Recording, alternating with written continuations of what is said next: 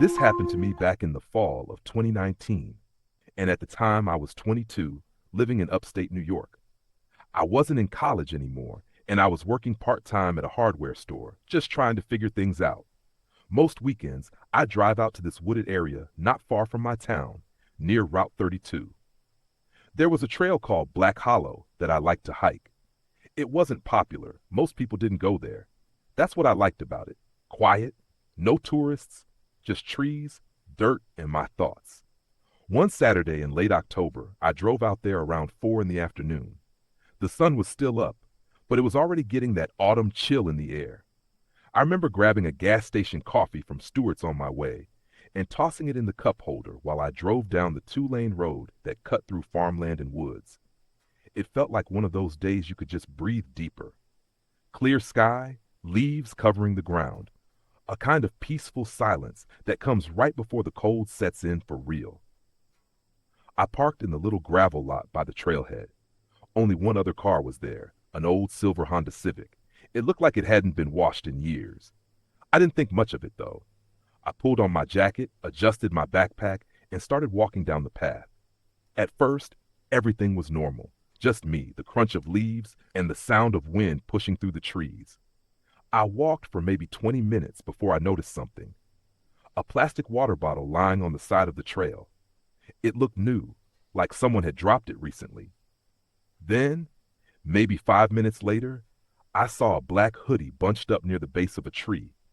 That caught my attention, because it wasn't the kind of place you'd expect to just leave clothing. I told myself maybe the person with the Civic was out here and left their stuff behind. Still, it felt odd. As the sun started dropping, the woods got darker quicker than I expected.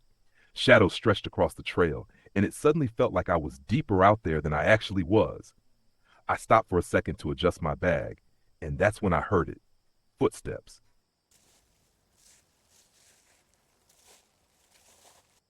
At first, I thought it was just an animal, but the sound was steady. Crunch, crunch, crunch, like boots on dry leaves. I turned and looked down the trail, but no one was there.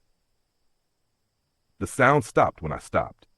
My chest felt tight, and I remember thinking maybe it was the person who owned the Civic. Maybe they were just hiking too. But there was something in the way the steps echoed, like they were waiting for me to move again. I pushed forward, trying to ignore it. The trail looped around this narrow stream, and I slowed down as I crossed a wooden footbridge. That's when I heard it again.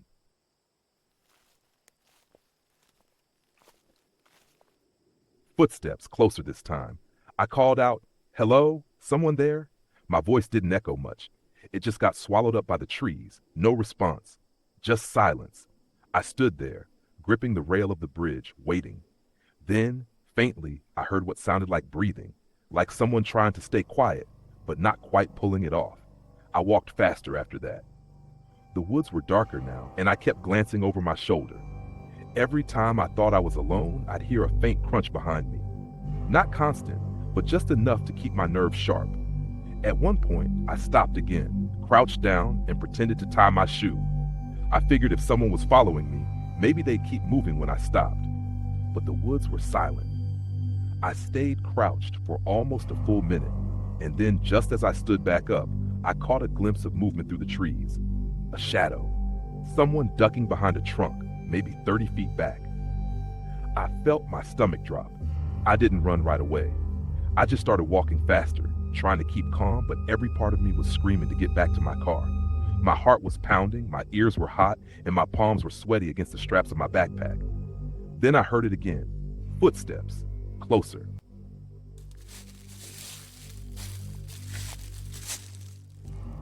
This time, definite. Someone was back there. I broke into a jog. My boots slammed against the dirt, leaves kicking up behind me. I didn't look back. I couldn't. I just kept running until the trees thinned out and I saw the faint glow of the gravel lot through the brush. When I burst out onto the edge of the lot, I looked around. My car was there, but the Civic, it was gone. I fumbled with my keys, threw myself into the driver's seat, and locked the doors immediately.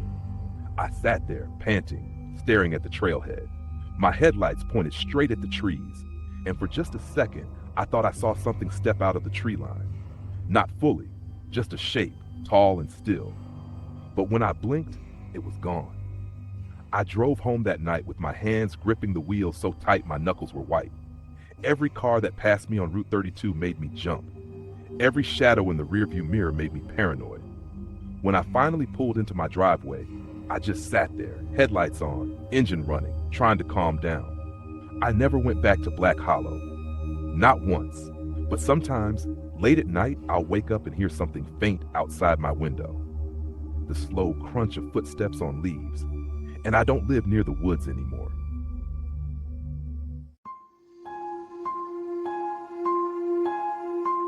This happened to me in the fall of 2019 when I was living in upstate New York. I was 22 at the time, fresh out of community college, and working part-time at a hardware store in town. I didn't really have much going on in my life outside of work, and I spent most of my free time hiking. The Adirondacks were only about a 40-minute drive from where I lived, and I'd take these solo hikes pretty often just to clear my head. That year, I was kind of in a weird place mentally. I wasn't sure what I wanted to do with my life, and hiking was the only thing that made me feel grounded. One Friday evening in late October, I decided to drive out to a trail I had never tried before. It was called the Pine Hollow Trail, about 6 miles round trip, winding deep into the woods. I left work around 5, picked up some snacks at Stewart's gas station, and hit the road. I remember thinking it might be a little late to start a hike that long, but the fall days were cool and crisp, and I figured I could make it back before it got too dark. I parked my old Honda Civic at the gravel lot by the trailhead. There were no other cars. The air smelled like wet leaves, and the sun was already low, throwing this golden light through the trees. It was quiet, peaceful. The first couple of miles were easy, just the sound of crunching leaves under my boots and the occasional squirrel darting across the path. I stopped a few times to take pictures of the way the light hit the treetops, and I remember thinking how good it felt to be away from people, away from everything. But about halfway through, the woods started to change. The trees grew denser, and the light faded faster than I expected. I glanced at my phone. It was just after 6, and I realized I'd probably be walking back in near darkness. That thought put me on edge, but I pushed it aside and kept going. That's when I started to notice something strange. Every so often, I'd hear a second set of footsteps behind me. At first, I thought it was just an echo, or maybe some animal moving through the brush. But the sound was steady, almost too steady. I stopped. The woods went silent. No leaves rustling, no footsteps, nothing. I turned around, but the trail was empty. My heart picked up a little, but I told myself it was nothing. I started walking again, faster this time. And sure enough, after a few steps, I heard it again. That crunch, a beat behind mine. I stopped once more, and again, silence. The hairs on the back of my neck stood up. I decided then to turn back. The idea of finishing the trail didn't seem so important anymore. The light was fading, and I just wanted to get back to my car. I started retracing my steps, moving quickly, eyes darting from tree to tree. The woods were different now. Shadows stretched across the trail, twisting into shapes that looked like figures watching me from a distance. I kept hearing small snaps, like twigs breaking.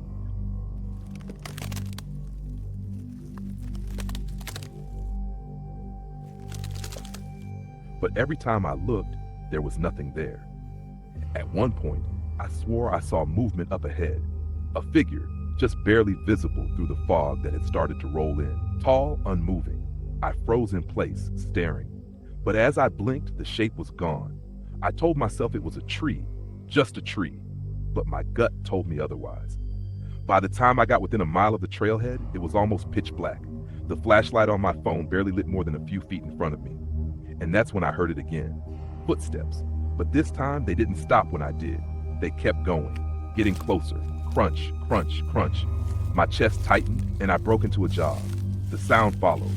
I started running full on, crashing through the path, barely able to see where I was going. My phone's flashlight swung wildly, catching glimpses of trees and fog.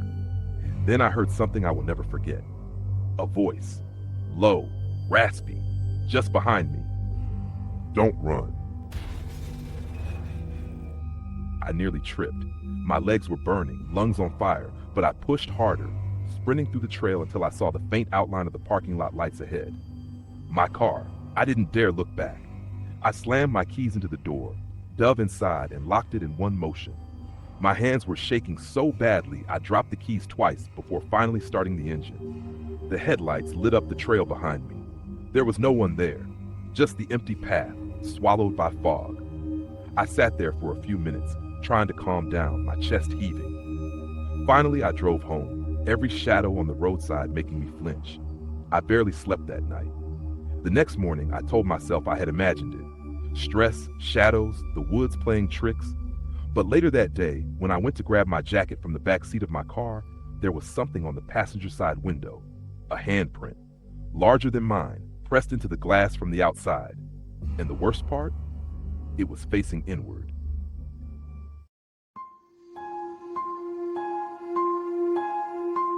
This happened to me in the fall of 2019 when I was living in northern Michigan.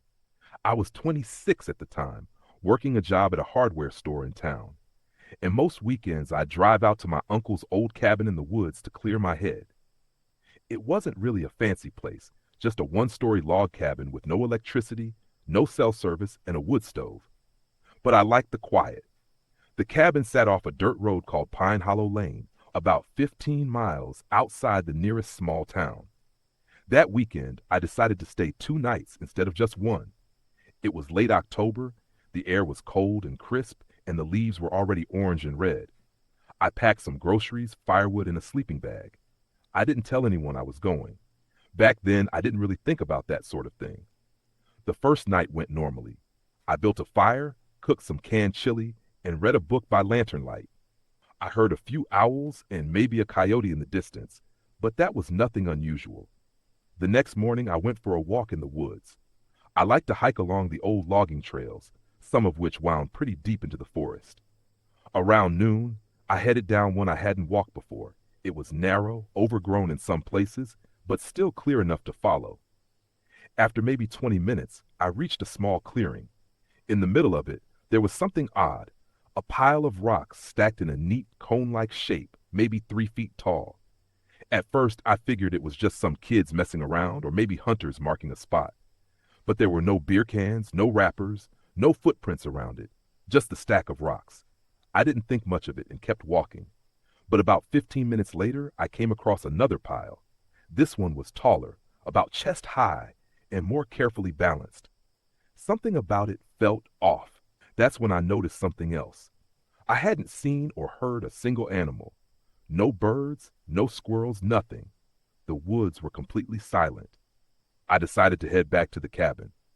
On the way, I had this nagging feeling, like someone was behind me. I glanced over my shoulder a few times, but the trail was empty. Still, my pace quickened. By the time I reached the cabin, the sun was already starting to set. I tried to brush it off, telling myself I was just letting my imagination get the best of me. I cooked dinner, lit the lantern, and settled in for the night. But around midnight, I woke up to a sound outside. It wasn't an animal, it was footsteps, slow, deliberate crunches of leaves circling the cabin.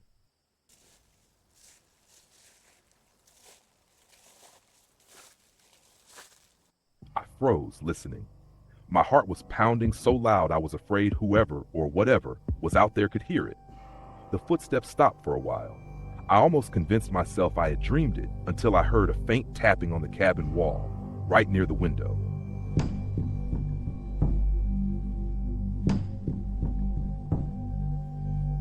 I didn't have a gun with me, only a hatchet I kept for splitting firewood. I sat there in the dark, clutching it, too scared to even breathe. After what felt like hours, the sound stopped. I eventually fell back asleep, though it was restless. The next morning, I forced myself to go outside and look. That's when I saw something that made my stomach drop. About 20 feet from the cabin, there was a new rock pile, taller than the others. This one had a piece of wood sticking out of the top, almost like a marker. I packed my stuff immediately. As I loaded my bag into my car, I noticed something carved into one of the cabin's wooden support beams near the door. It was a single word, crudely scratched. Stay. I didn't wait around. I drove off that dirt road faster than I should have, and I didn't look back. To this day, I don't know who or what was out there in those woods. I just know I wasn't alone. And the worst part is, sometimes even now when I go hiking in different places, I'll spot those same piles of rocks, perfectly stacked, perfectly waiting.